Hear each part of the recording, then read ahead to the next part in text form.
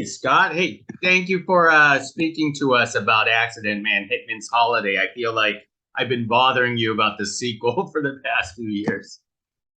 No, it's good to see you again. Terrific. So tell us why you want to come back for Accident Man, Hitman's Holiday. Well, obviously the nature of who he is and what he does, you know, there's many stories that we could tell. And I was very attached to the character as a kid, growing up, reading the comic book, and always wanted to see somebody make it into a movie. Nobody did, and I ended up being the guy to do that. And of course, I'm going to milk that for all it's worth, and I'd love to do some more. I think we took what worked in the first film, did it again for this one, but elevated it, made it better, more fun, better action, crazy and madcap characters.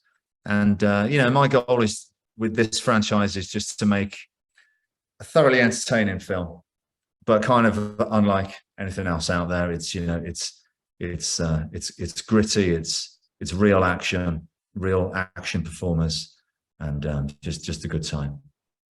Absolutely, and you accomplished that. But I also noticed that I want to say there's more humor in this one this time around too, right? Yeah, there is, for sure. I mean, it was difficult with the first one because essentially you're dealing with a revenge plot, and his girlfriend gets murdered, so he's like down and all the rest of it. But also, yeah, he's not in that headspace in this one, so that helped us have more humor. But I think the directors, George and Harry Kirby, they very much enjoy the comedic side of things, and so they really wanted to bring, and so did I, but they elevated the comedy as well. That's what they wanted to do specifically. Now, how did you work with the Kirby brothers this time around? I understand this was their first feature, and you brought them on board on a project like this. Yeah. So when I knew I needed a different director for Accident Man 2, Jesse stepped away to do some other stuff. We've got a great relationship. I'll be working with him again in the future soon, but I needed to replace him. And immediately I thought of the Kirby brothers, because they'd sent me this short of this zombie thing that they want to make into a full feature. And it was brilliant. It was so visually stylish. The action was great. And the sense of humor was there. And it helps that they're British, because they get that sort of British sensibility, which I want to keep intact for Accident Man. And so they were the perfect guys for the job. George Kirby is a working stuntman. I met him on Doctor Strange, who's stunt double in Benedict Cumberbatch. So both of them, they understand the action completely. And they ticked all the boxes: action, comedy, visual style. You know, when I wanted to do the first Accident Man, I always saw it kind of like a Matthew Vaughn, Edgar Wright type of thing. And they have that sort of sensibility.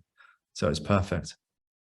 Yeah, I did speak to George Kirby, realizing that he has a stuntman, background. Is this more advantageous being directed by a stuntman, or is it quite different? More advantageous, because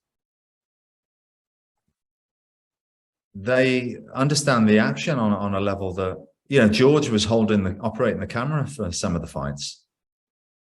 Because as a stunt performer, he can remember the choreography. He knows exactly when to pan down. He knows how to make the movements a bit more exciting if it's getting a little bit staged and static or dull. He puts his spin on it. So it's perfect. But it's not just the stunts, you know, that they've directed so many shorts, YouTube stuff throughout their short careers. And they just understand filmmaking, that they've got a definitive style. And so it was perfect, really. Tell us about the fight choreography in this sequel. I understand that you put a lot of your own input and work together with the other fighters. Yeah, normally I want to work with a fight coordinator that's better than me, or just takes that. I find it a little bit laborious to come up with the choreography. It gives me a headache. I'd rather see somebody choreograph something and come in and put my spin on it, and, you know, any little flares or whatever. But we had Tim Mann, who did number one. He couldn't do this one. Then we had another fight coordinator, and then another job took him away. So we all sort of just mucked in together, and we had Andy Long directing the end sequence as well. He's really experienced, ex-member of the Jackie Chan stunt team, phenomenal martial artist. So all of us together, George and Harry and everyone, just throwing stuff in and making it happen. So there's quite a few fight coordinators on this one, as you can see from the credits.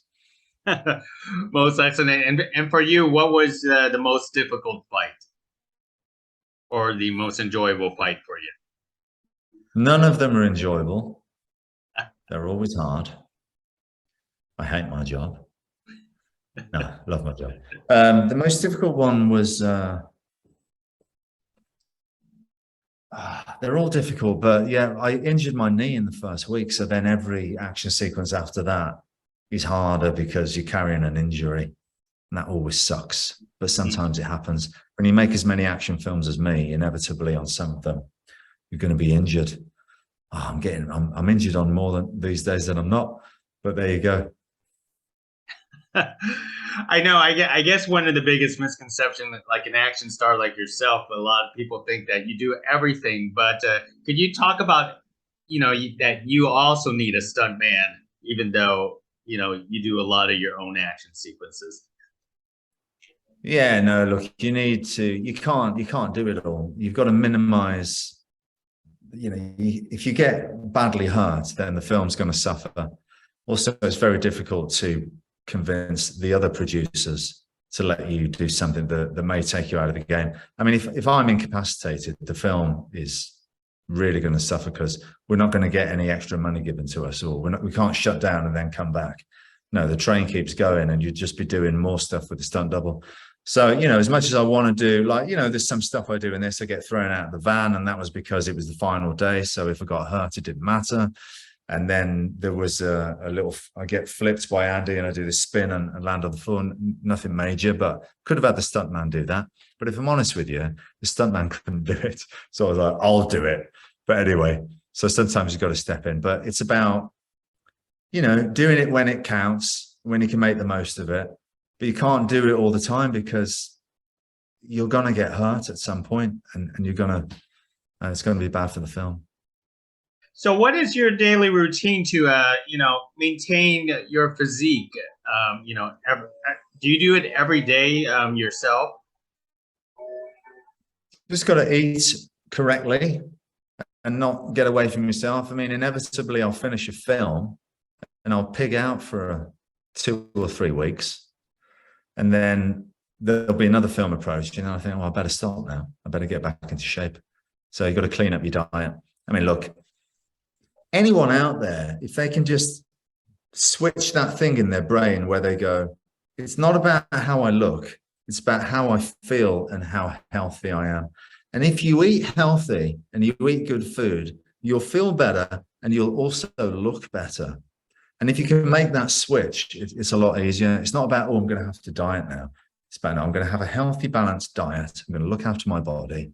And in turn, I will look better. Great advice. And one more thing about the film for you, Scott. It's a change of location. We're out of London, and it's in Malta this time around. How did that actually felt for you? Because I mean, Malta is a paradise.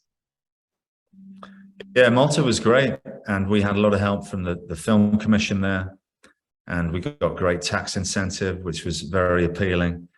But when we were writing the second movie, all we knew was that we didn't want to be in England. He wanted to be banished from London. He needs to be somewhere else. But he could have been anywhere. Could have been in France, right? Or he could have been in Thailand. Could have been in Japan. Anywhere. At one point, it looked like we were going to have to come back to England to make it because we weren't able to find a place to do it for the right amount of money. But then Malta pops up, and 33% tax break comes in handy. It's very busy now, Malta. It's hard to get in there, but we went in, and the crew was great. It looks brilliant in the film, and I had a fantastic time there. And one last thing before I go is you're going to be in the next upcoming John Wick. Could you comment about that? Because I feel like you should have been in John Wick like 3 movies ago. That's what I was saying to Chad Stahelski, the director. Like, come on, Chad. I was bugging him for the first one, him and David Leitch. But no, he's. I've known Chad going back a long time, and he saw fit to bring me into this one. So, you know, that's better than nothing. No, I'm super excited for people to see what we've done. It's going to be absolutely insane. And the John Wick franchise, it's the best, man. As far as action films go, it's the best. So I'm super stoked to be involved. Well, it's always been a pleasure speaking with you, Scott, again. And you know what? Accident Man is an excellent franchise too. So let's get more of those movies out there. Thanks, Gig. Thanks, mate. That's brilliant. Thank you. I will speak to you again. Thank you. Okay, look forward to it.